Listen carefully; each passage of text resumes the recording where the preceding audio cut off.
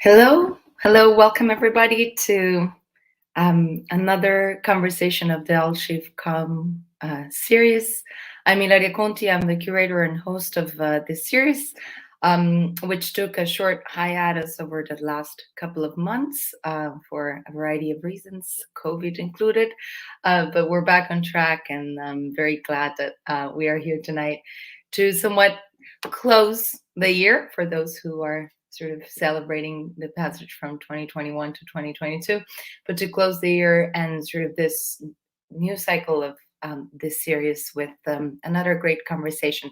As a reminder, this series was initiated at the beginning of last year, at the beginning of 2020, just really as a way of carving out a space for reflection about the ethics of curating and thinking about the processes, the approaches, the visions that we cultivate through curating, and most importantly, what the urgencies and the reasons are behind the work that we do. So every month we invite for a conversation, a practitioner, an organization, an entity somewhat that works in the curatorial field in a different social, political context to really not just learn about their work, about what they do, but also very importantly to understand how they do it. And what we try to do is also to create a space that is an informal space for conversation and also a very honest space for conversation. This has been the case so far, definitely. So with that being said, I'm very, very happy to welcome Guillermina Bustos for, thank you, Guillermina, for being with us tonight from Curatoría Forense. It's a great opportunity really to look at a curatorial group, sort of the work that is being done communally and collectively. And so, as always, the format that we will follow is a conversation for the next 45 minutes approximately, and then the closing 10 minutes for questions. So whoever has questions on Facebook or YouTube, I encourage you to just type your question in the chat, in the comment section, and then we will address them toward the end of the conversation. Guillermina, thank you so much again. As you know, we always start the series with a standard question. First, I would ask you if you could please introduce yourself so as to be able to do it in your own words and your own terms, but also something that I always ask at the beginning of each talk from this series is also, how are you? Where are you? And how have this past 2 years by now almost been? So you can, there we go. There we go. Please. Wonderful. Well, thank you very much for this opportunity again to be together in a debate about art. And we get close about the initiative of Trabajadores de Arte or Young Workers Italia, but it's very good to have you in another space of conversation of the plenty and many initiatives that we are in relation with. Well, so thank you, Ilaria, and thank you to Call for Curators for this opportunity. And for us, it's very important because we're trying to understand, in general, what is the curatorial practice, and these spaces, as well as to announce, and as well as to rebuild the idea or start to thinking about again about how we understand curatorship, just to you to know. And well, to introduce myself, as you say, I'm Guillermina Bustos. I born in Argentina, in Cordoba, in fact. And actually, I am based in Sao Paulo, Brazil, but because it's the end of the year, now I'm in Buenos Aires, in Argentina. In it started in my holidays. I'm going to see my family here, but I'm specifically based and working most of the time in Sao Paulo, in Brazil. I'm an artist and an art researcher.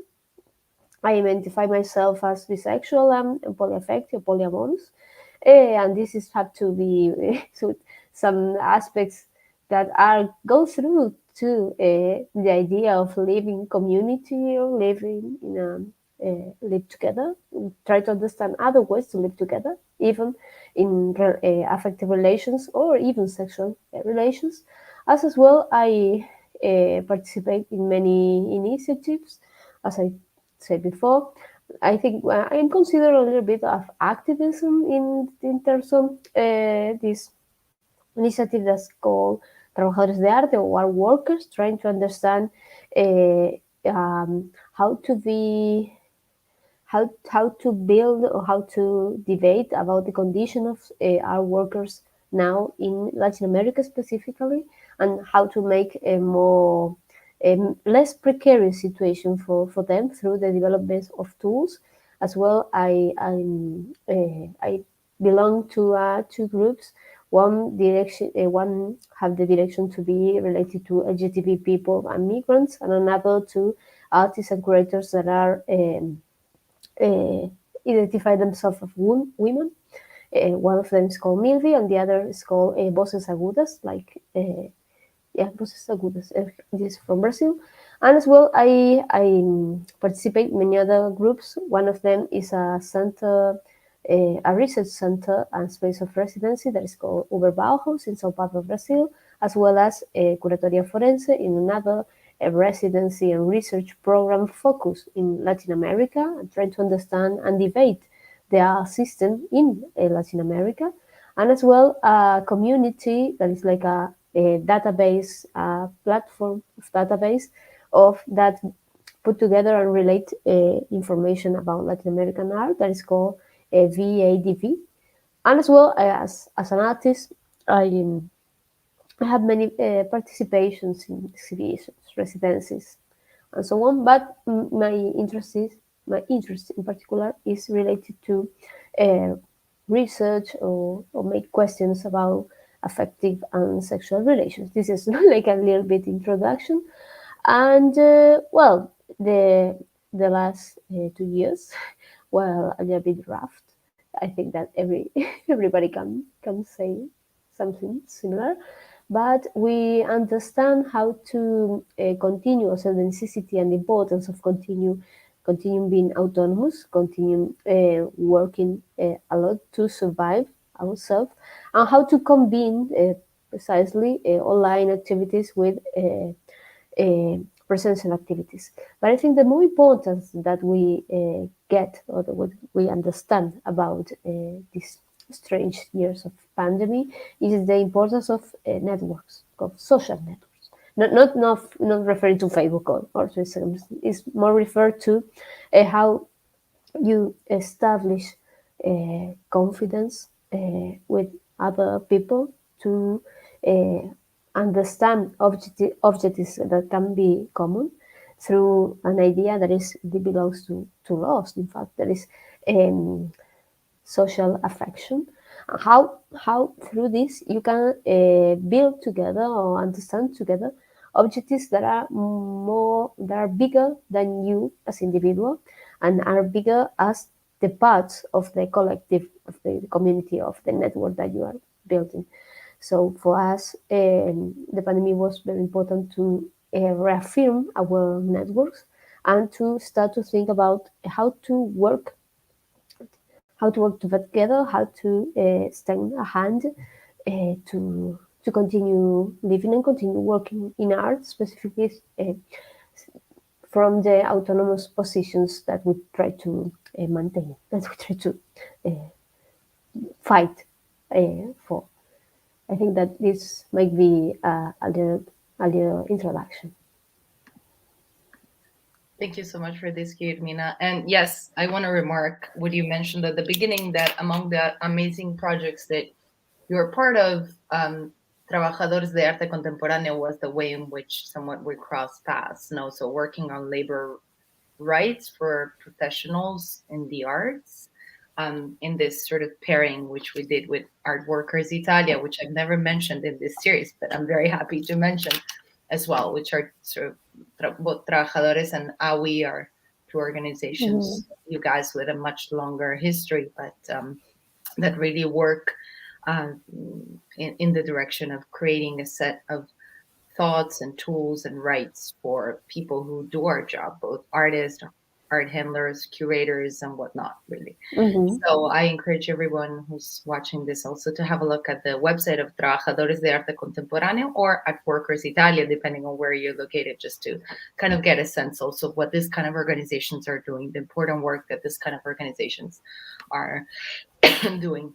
And so then, talking about Curatoría Forense, focusing on sort of this, I wanted just to start really from the basics as always, and ask you whether you can tell us a bit about how it started, where it started, and why. I'm very interested also in the fact that you decided to have in somewhat the name of the organization.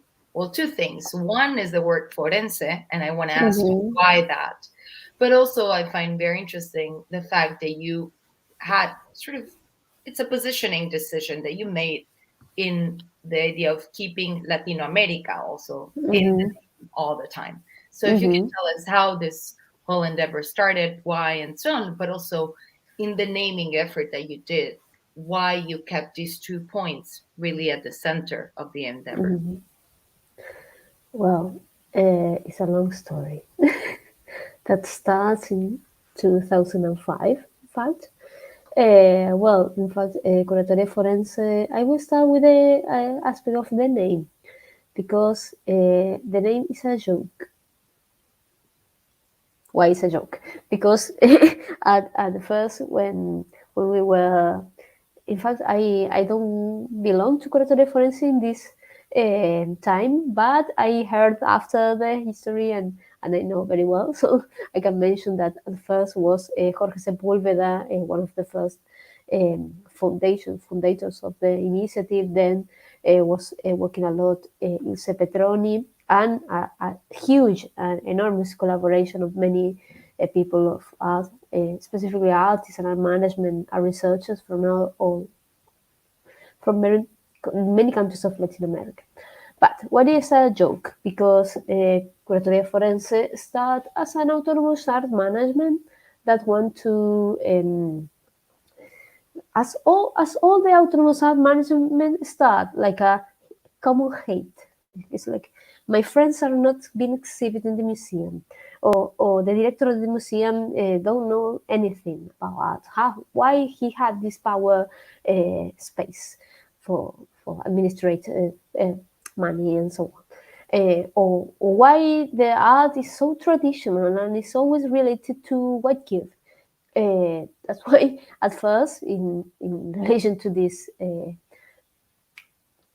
variations on common hates, as I said before, references start to be like a experimental curatorship relating to public space, related to put artists into problems, more than the terms of, instead of the curator get the artwork where it's already done, start to think about the process of the creation or the process of the production, more specifically about the artwork.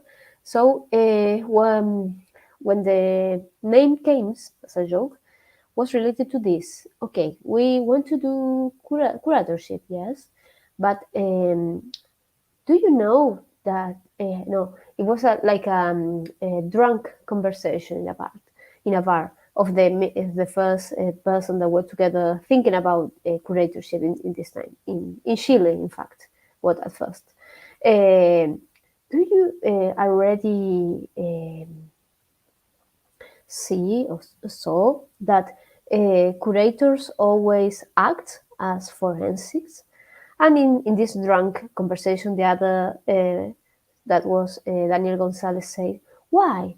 No, because it's always the same. The curator comes to the um, atelier or to the place where the artist is working and take some things that he consider art, and for justify them in an exhibition, they have to invent evidence.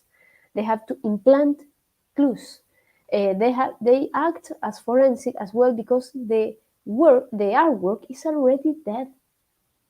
So, in general, this is the way that curators act in relation with dead bodies, thinking about dead artwork bodies. And how can be a curatorship that work in another terms, that understand that the artwork is alive in a process, and how to be in relation with it, how curatorship can not implant clues in, in, in other way. The curator can infer some clues through the things that are already in process into the art production, and many other things that appear in this conversation. So the name Curatoría Forense or forensic curatorship is related to how not to be a curator that acts as a forensic. So we have this name to remember which kind of curator we don't want to be. This is the idea.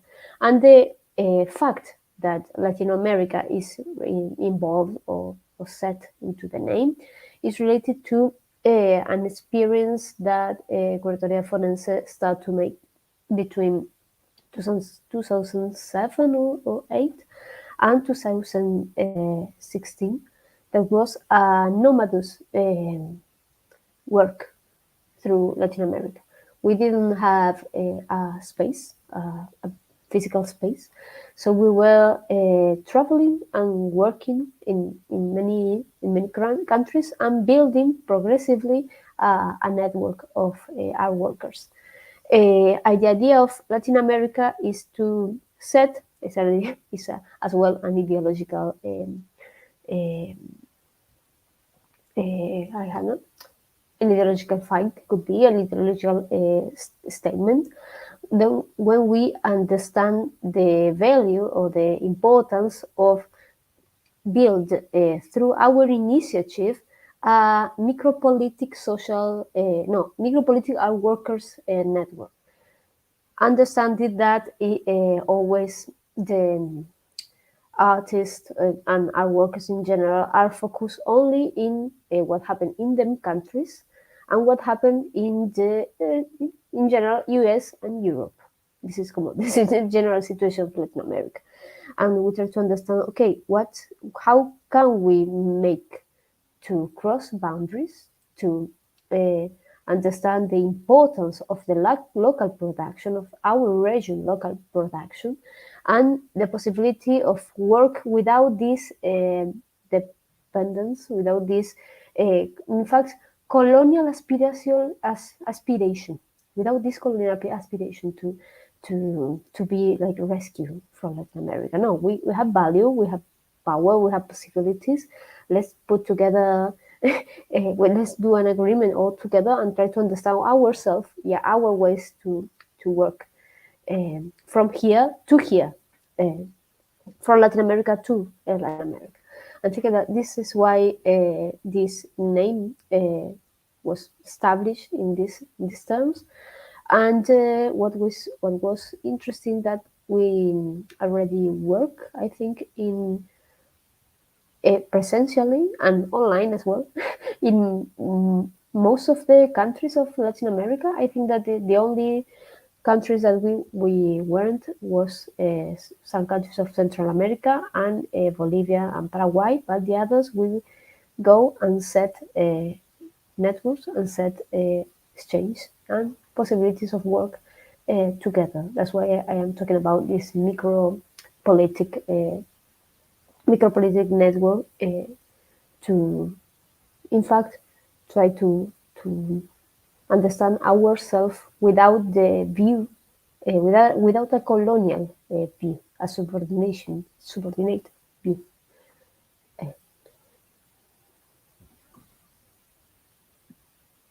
Thank you so much. So then, oh no, we lost her just for a moment. Just one moment while we will get Guillermina back. Here we go. I don't know why it's I don't know. I'm sorry about that.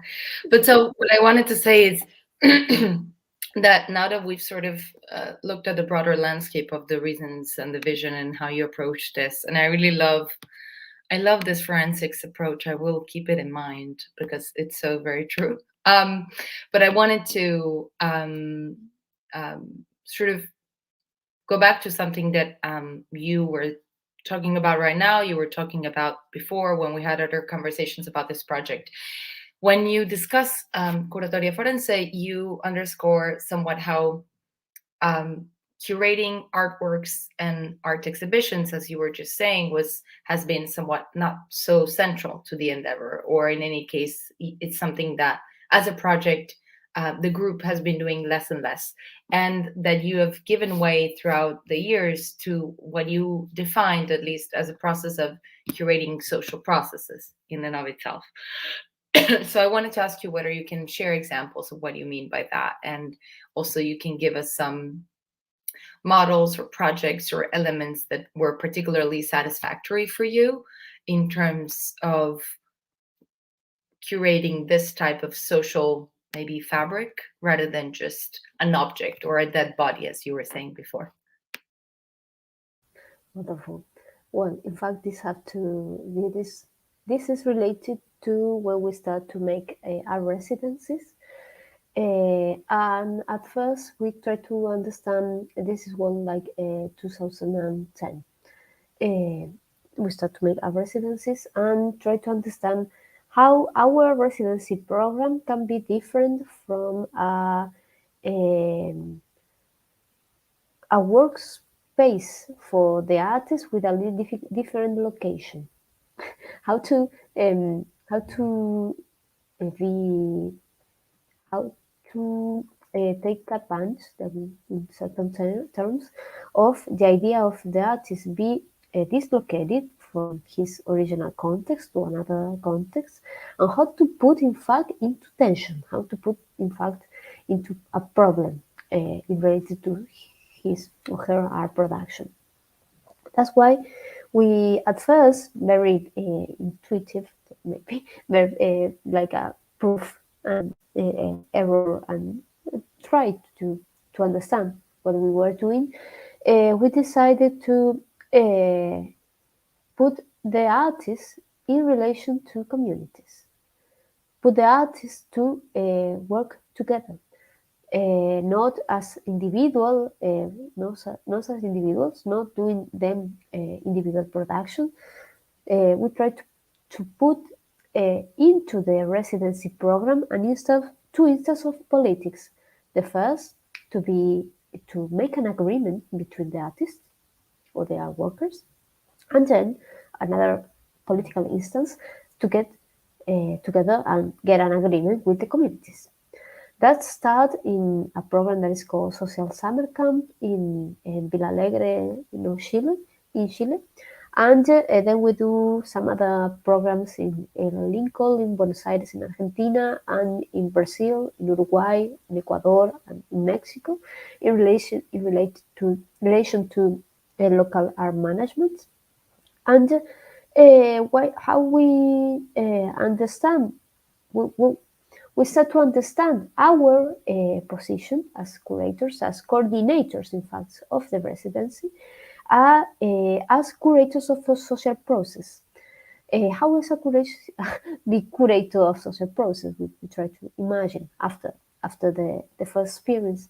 Is try to understand how we can, in relation to the artist, design the effects of the interventions in the communities. But rather than decide the effects, try to collaborate with people that is not related to art to understand what is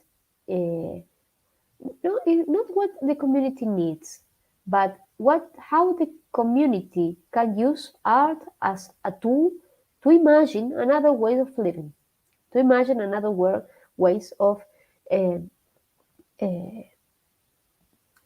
justice, or to mention other words of understand the diversity of the culture of each community.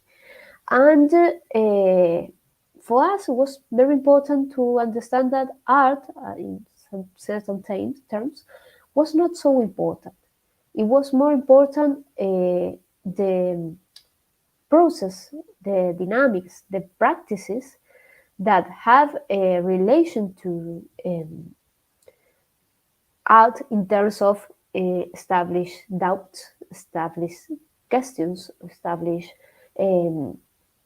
thinking in other ways the culture.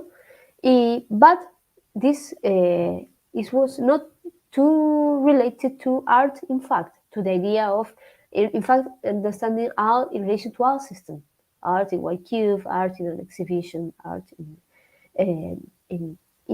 this relation with what people have a passive position. We try to understand how communities can be involved, can be engaged, in fact, in the process of production that can be useful not just for the artist, to the community too. And I think that I can show some examples to explain better this. Let me see. For instance, I got 3 examples. I don't know if I will not spend much time. But for instance, this is this photo didn't look necessarily as artwork, but the history is this. Here in the right is the artist Bruna Curi. Sorry, in the left part of the photo, Bruna Curi. She is a trans woman artist, anarcho-feminism, and it was in the instance of Comunitaria, a residence that was developed in 2018. Have to she applied to our residency, and she go to a little town to live and work, set off by the residency that is called Pasteur. Imagine a rural town that have as a main economical activity the relation with corn and agro production, and very conservative, very traditional, and in some terms a town that was not in contact in general with LGBT community. And to the town came a trans woman, anarcho-feminism, to work together with the community. And what she understand after spend there like 15 years, no, 15 years, days, sorry, 15 days, that first her presence was very aggressive for them. We as coordinators have very complaints about her, and that in terms of she's not an artist, she's not she's not a person. In fact, she's not an artist. I don't want her here. I want her to go away. We were expecting another staff in terms of artists, somebody that paint murals, somebody that make and look in other terms. So we, as curators, resist and say, no, this is as what we consider that was better for this space for the development of the residence. She would stay. Okay, first resistance from the power of the town, like the prefecture, and many functionaries. So she stayed in the town. Well, after that, she started to understand how her presence there start to get, start to establish relations with other people into the town that as well were rejected as fat people or gay people, men that are homosexual. In terms of, if we compare this with a big city, it's difficult to understand the differences, because in cities many of the LGBT people have possibilities, visibilities. It depends of the country, of course. But I'm talking about Buenos Aires or Berlin, in fact, or Sao Paulo. It's another another way how the imaginary understand the possibility of these subjectivities to live together in the city. But in this town, it was impossible to think about it. And well, after this her presence here and the talk and how she talked constantly with us as curators, we get to the idea that was important to get some. She proposed to collect some stories of the community, specifically stories that narratives that are not hegemonical in terms of white people or cis people or male people, to get together all those stories and um, be in relation to their local radio to transmit these stories during one day, where she proposed to the girls, to the women of the community, to get together and listen to the stories of or the narratives of others, and have this like a share food, like have a tea together, and try to debate of these situations of injustice that already appear in the little town, and that's why and part of the proposal is it was like this flag that is in the back. How can we, I don't know the specific name, but it's like eat the patriarchy step by step and get take together one of the other. So how her presence and her interventions in the process of the relation of this action, but because it's difficult to talk about of this in terms of artwork to be an exhibit, this process of this action was always in relation with our advice as curators. So we say that we curate social process because we assessorate and talk with the artists about how to intervene the naturalized orders of culture, how to intervene the homogeneous idea of community, and through these interventions create a space of debate or create space of question to people that first never get in touch with a trans woman artist, never get in touch with an artist, never get in touch with those questions that she proposed to make to these people. This is like one example. I don't know, Ilaria, if I have time to show other Yes, or yes, please do show them. And if you don't see me on screen, don't worry, everything's under control. I'm just gonna leave more space to your images, to what you want to show. wonderful. Let me see. I will show another that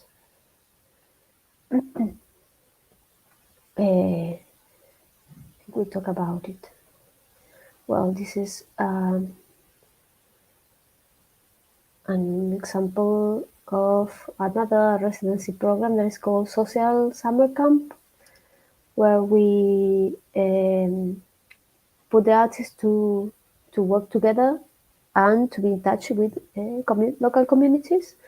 And as we talked before, this was an invitation of the local government of Villa Alegre, of a part of Villa Alegre, to make a mural, because artists make murals when when work with communities and take photos of people or put or let them the camera to the community, and the community take photos each other.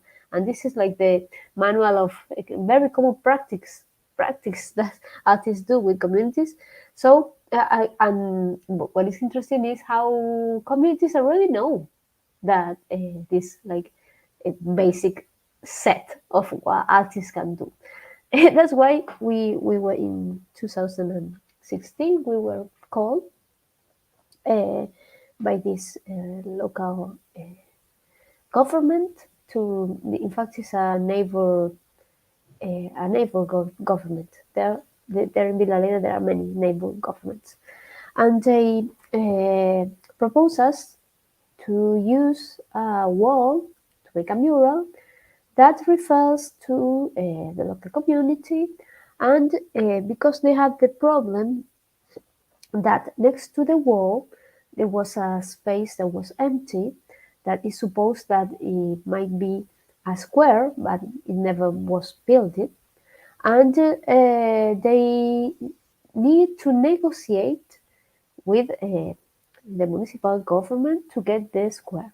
But even if, meanwhile they were in this negotiation, the space was empty and there were many young guys, young people that go and play with cars. I don't know I don't know the name.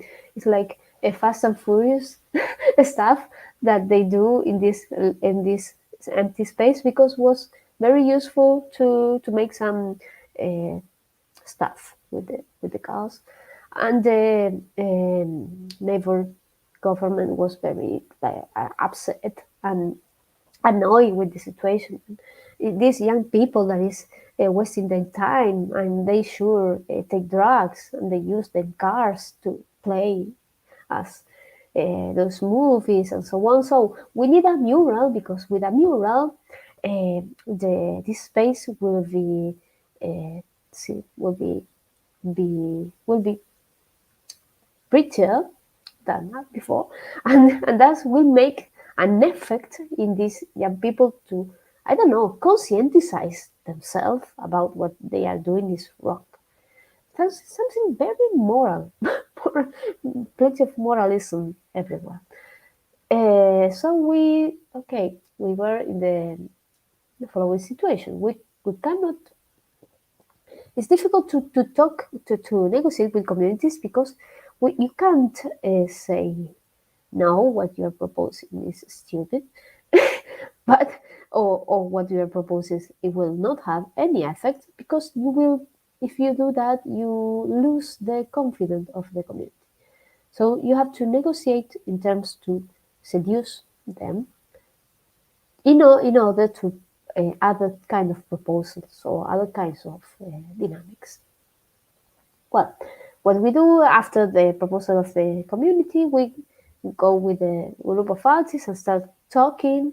And what are the difficulties of a mural? Mural is a fixed image. It's an image that could represent now this community, but after a few years, maybe the new generations will hate the mural because represent them parents, or represent them grandparents, and how this image can gain an obligation for the next generations. So how can we understand a mural that was a mural, in fact, but with a possibility of being changed, or possibility of being intervened by the own community?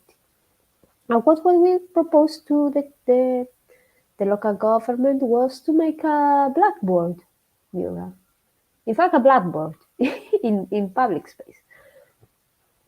And they said, "Wow, this is interesting, because people will play with it and can occupy this empty space, and this will take the idea of square more close to our first proposal." So they were happy with the idea. So we make a blackboard, and for the inauguration of the blackboard, and we invite people from all the community. Here we can see the youngers, the children of the community, and they take a ball, they take food, they start to play reggaeton and so on.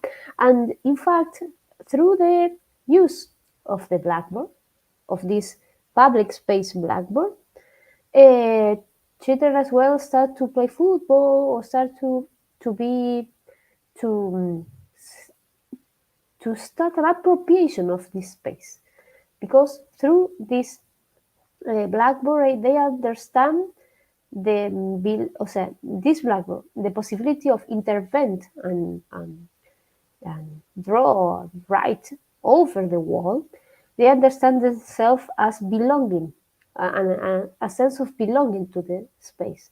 And this sense of belonging, through the intervention of the wall, take them to the possibility of start playing in a place that they never understand as purpose or as their own. This is how we did it this time. When here there's an artist playing with children, and in again this idea of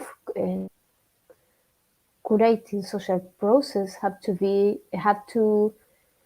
is related to how we first negotiate with the artist to don't take the first and easier solution. So don't go and paint a mural. So let's discuss a little more about how we can manage the community expectations, and as well how to this debate that occurred during the residency and the understanding the process of the practice that we will set in relation to community, how to establish some narratives to seduce the community in the terms that they didn't already imagine. This is how we understand our role in these art practices, in this idea of curatorship.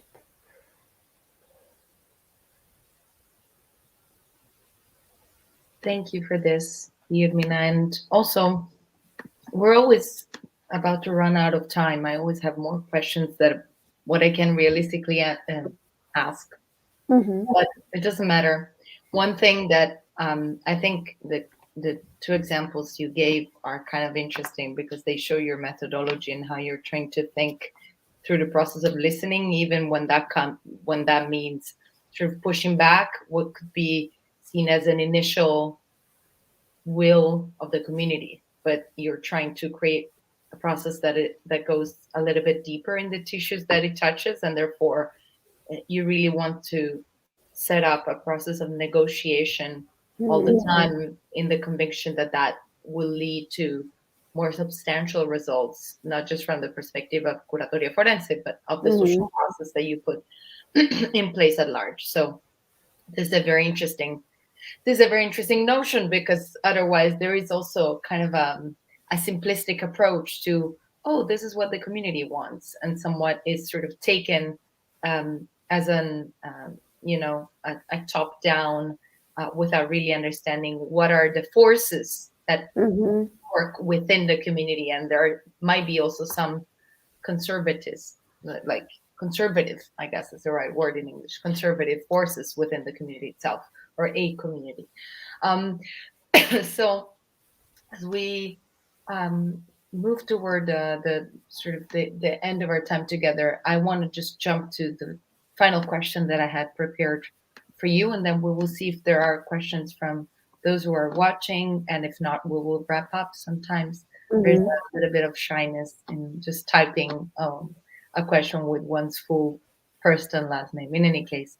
So one thing that we were discussing while preparing the talk, which I think is also very interesting, is how Curatoría Forense does the type of work that you've been describing, but also there is a broader spectrum of things that you've been working on in terms of activities that one could see as complementary, but they're really integral to everything else that you've been doing. So, for instance, the fact that you developed a whole literature review of socially engaged practices. So I wanted to ask you whether you could tell us a little bit about that. And also maybe when closing and thinking about one conceptual tool that I thought was very interesting when listening, when sort of hearing you talk about Curatoría Forense, is also, and that I wanted to ask you about, is also not just sort of the activities that you do, but also what kind of broader conceptualization you're Mhm. trying to develop through the work you do. And so, for instance, you briefly mentioned, and I will not explain it, I will leave it to you if you want to explain, but you used in the past this metaphor of the mobile phone, right? Mhm. So, and I was interested in asking you if you could share more about this conceptualization, about this metaphor, or others that might be as relevant for you as tools that Curatoría Forense has developed to understand how to best employ or how to best set relations between artistic practice and socially engaged practice as well. Mhm. Well, um, well, in fact, the metaphor of the cell phone, just to start for this, is that well, we have this device, and this device that we are in front of it, and we don't need to know how it was built to use it. We don't need to understand engineering. We don't need to understand about components, electronic components. We just need to use it. So we were thinking in this in terms of all the knowledgement fields. How could be that engineering, physics, medicine, many other fields, you don't need to know about specifically professional, technical concepts and ideas to use it and to have a benefit of it, of of it. That's why we try to understand. Okay, what's happened with art? What happened? Why the art system is so or have this conditional or adjectivation of impermeability. Why our system, especially of visual arts, is so difficult to cross the limit of the professional and technical uh, knowledgement um, that is need to belong and is need to be in contact with our system. And we try to understand, okay, if art have, in certain terms, some way of being used, it might be used to make questions, to understand, as I said before, the naturalization of cultural orders. It could be used to exhibit this naturalization as a acknowledgement, and after this exhibition, it could be used for general debate of the order that is go through us, and that could take us, for instance, to review or understand how some agreements or some ideas of truth that we have as society are not useful anymore, or are not necessarily uh, not necessarily match with what is actually happening in society. To tell it in other terms, how art can be a tool for politics. They will say, no, yes, all art is political. Okay, yeah, I'm agree. We can say, okay, which kind of politics are you talking about? Because you have right politics and left politics, or in terms of Pablo Freire, you have inclusive politics and exclusion politics. So okay, yeah, all art is political. Well, uh, now, which kind of art can in fact be tool to a a tool to a possibility of politics in community that generate the necessary debate to understand the self in other terms. And we always quote an artist that say at the end, politics is the negotiation of dissatisfactions. Okay, so we understand that when we make politics, we will not be satisfied 100%. But even our subjectivity, our ideas, or our projects are considered in certain terms, I don't know, 70%. That is a lot, because that allow to build each other something, as I say at first, that is bigger than us, and that understand themselves in our diversity. That is very related to how art can establish and exhibit condition of privilege and oppression. This is very related with intersectional feminism, and how art can, at first, in the terms of where we were thinking, understand the privilege of the artist for the fact of being professional, for the fact of being in relation to the system, and put him in a situation where his privilege is not as useful as he used to know, that is, in relation to communities, and how this privilege could be used for generate space of rights for others in terms of the communities. But after that, after this ideological proposal that how we understand art, and that's why we don't do residencies of art production of orientated to art exhibition. We always work with artists or our workers is in relation to our work, or our practices is in relation to communities.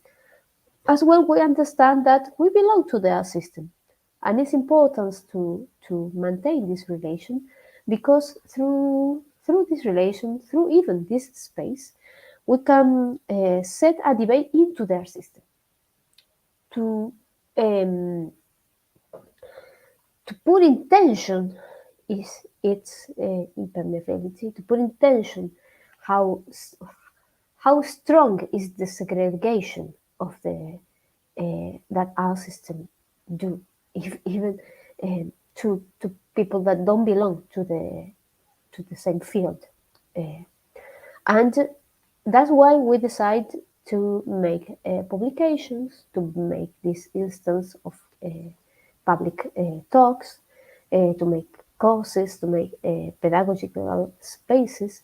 We have books and fanzines. We have our own editorial, and we already have 2 publications related specifically to art and social process, or social engagement art, that is called. And we are preparing for, I think, January or February, a new publication that is trying to understand this, how art can be. No, the word is not useful. The word is usable, maybe, for people that is not related to their system. And there's something interesting of the publications that we make, is that they have 3 ways to be right. The first one is like a chronicle or a narrative that tell the story of how the artists came to the community and what the community do and how they fight and how they get well after that and so on. It's like a text that is more familiar for people from people that don't belong to their system. Another text in the same book that is more specific is technical. It talk about references and how these dynamics, for instance, the blackboard mural is related to the history of murals in Latin America, another instance of murals in communities, and so on. It's more like a dense, specific text. And another text in the same book that is try to establish, as you say, a methodology. In fact is how to explicit our methodology. So to make, for instance, a continued debate, or like make a future debate, but as well to be through their system, we say, like, expand our voice. Like, if any other person that not belongs to Curatoría Forense understand that our methodology, our ideas, another way, and our ways to be relation to community are useful for them, they can use it, because all the material is available and free and online. Even if we do book physically, because we have still the fetish of of physical books, we always put all our knowledge production of knowledgement online. So this is related to, maybe we can compare with a copy left knowledgement, and this is related to understand that how we make democratics about what we understand and what we learn for other peoples in the system that might be interested in take this position and debate the elitism and privilege, all the privilege that are condensed in the system, to try to understand other ways to use art or other ways to work in art. Thank you so much, Guillermina. So on top of the screen is the website, so that people can have a look and look at some of the materials that you've just mentioned and just familiarize themselves a little bit. I have made a commitment to try and wrap our conversations up within the hour, just to, as an act of supporting also those who are watching and not be too tired after 1 hour, 1 full hour of screen, since our lives are constantly on screen by now. So with this, I would just say we can wrap up here. I want to thank you so very much for your time, for sharing with us some of the examples and some of the knowledge. And again, as always, for those who might be watching, if you want to get in touch with Guillermina, with someone else from Curatoría Forense, please also feel free to just write to the general email address, which is this, for Call for Curators, so that one can act as a bridge between all these different realities and these different conversations. Let's see. Guillermina, thank you so very much again. Again, as a reminder, for those who may have missed some of it or just tuned in, also, this is the website where all of this will be stored, and some links and some elements. So please go have a look after the talk is over. And Guillermina, thank you. We look forward to keeping in touch with Curatoría Forense, with you, and continue to follow the work that you've been doing. Don't worry, it's good. It's all good. Wonderful. No, many thank yous to you, Ilaria, and to Council of Curators. And of course, we are available to another instances. Wonderful. We're happy with this spaces. Thank you so very much, and have a wonderful end of the year, everyone. Bye. Bye.